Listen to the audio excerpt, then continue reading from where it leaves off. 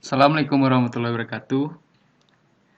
Nah, saya di sini akan menjelaskan materi saya tentang optimasi database MySQL.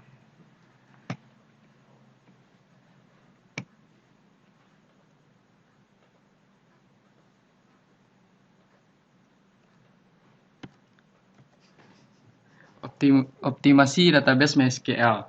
Optimasi database MySQL, tapi sebagian besar juga bisa diterapkan untuk semua database. Secara garis besar, optimasi database terbagi menjadi dua kelompok, yaitu optimasi struktur tabel dan juga optimasi query. Optimasi struktur tabel.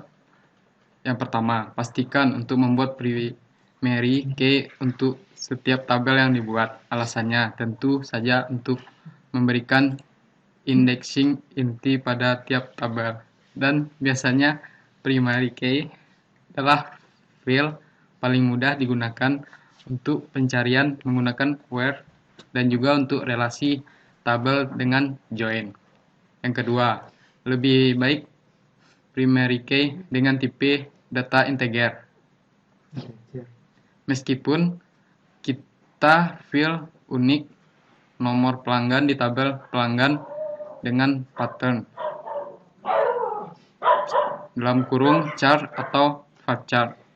Usahakan Anda menambahkan satu field lagi yang berperan sebagai primary key dengan tipe data integer. Yang ketiga, hindari null dan gunakan not null di samping ukuran field null lebih besar dari not null. Mengizinkan field untuk menerima inputan null seringkali membuat kita harus bekerja dua kali saat menggunakannya dalam aplikasi. Sebagai gantinya kita bisa menggeser input default untuk memastikan field tersebut tidak kosong yang berpotensi menimbulkan error. Selanjutnya, tambahkan indeks, tapi jangan terlalu banyak. Indeks dapat meningkatkan kecepatan select namun juga menurunkan kecepatan insert dan update. Maka kita harus berhati-hati memilih field mana yang perlu diberikan indeks, mana yang tidak. Prioritas memasang indeks pada suatu field adalah yang sering digunakan untuk yang pertama where clause, 2 join clause, yang ketiga order by clause, yang keempat select clause. Memberikan indeks untuk semua field sepertinya bukan ide yang bagus. Selanjutnya, gunakan tipe data yang sesuai menggunakan tipe data teks untuk field nama hanya akan membebani memori saja. Karena umumnya nama orang biasanya tidak lebih dari 100 karakter, sehingga menggunakan varchar 100 sepertinya lebih dari cukup.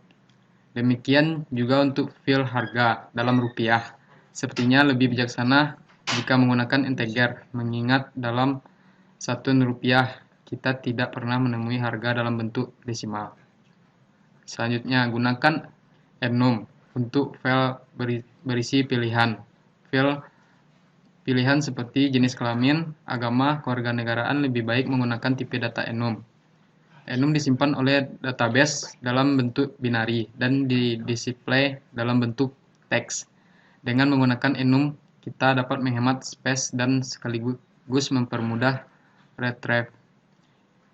Selanjutnya, hindari select. Ini adalah basic dari optimasi query, namun paling sering dilupakan pemula. Dengan menggunakan karakter wildcard, kita akan membaca semua field yang termasuk field-field yang seharusnya tidak kita perlukan. Selanjutnya, ini adalah optimasi query. Biasakan menggunakan where, bahkan untuk paling sederhana lebih baik kita tetap menggunakan where 1 yang pasti akan mengembalikan hasil true. Contoh, select name from student where 1. Selanjutnya, gunakan limit untuk membatasi hasil. Kalau Anda yakin query Anda hanya menghasilkan satu record atau hanya akan berefek pada satu record, gunakan limit 1.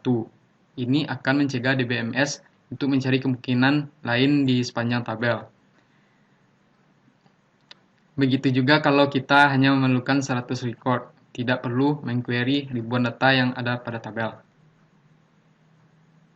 Nah, selanjutnya, order by dapat menurunkan performa namun meningkatkan keterbacaan. Saya ingat dulu pernah dimarahin karena data yang saya tampilkan tidak sortingnya.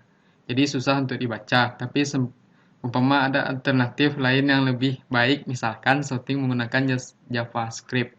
Sepertinya ide bagus untuk menghindari order by. Lalu, tabel yang lebih sedikit disebutkan lebih dulu dalam join. Misalkan kita mempunyai tabel kategori dengan 30 record dan tabel artikel dengan 150 record. Maka contoh joinnya adalah select from kategori join article on kategori ID sama dengan artikel kategori underscore ID. Kategori disebutkan lebih dulu daripada artikel. Selanjutnya, hindari menggunakan trigger. Trigger dieksekusi lebih lambat daripada stored procedure. Oleh sebab itu, usahakan untuk mengganti parent trigger. Trigger adalah memanipulasi logika trigger menggunakan store procedure. Nah, selanjutnya manfaatkan view dan stored procedure. Sebenarnya untuk view masih ada perdebatan antara mana yang lebih cepat menggunakan view atau plain query dengan join. Tapi beberapa kali percobaan menggunakan MySQL, saya melihat hasilnya lebih cepat menggunakan view.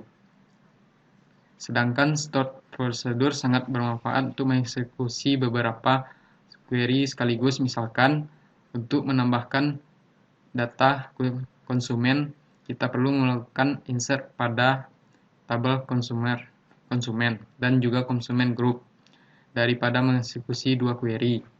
Pada aplikasi lebih baik menggunakan store procedure, lebih menghemat bandwidth pada aplikasi dengan jaringan yang lebih lambat. Nah, sekian, terima kasih. Inilah hasil presentasi saya. Assalamualaikum warahmatullahi wabarakatuh.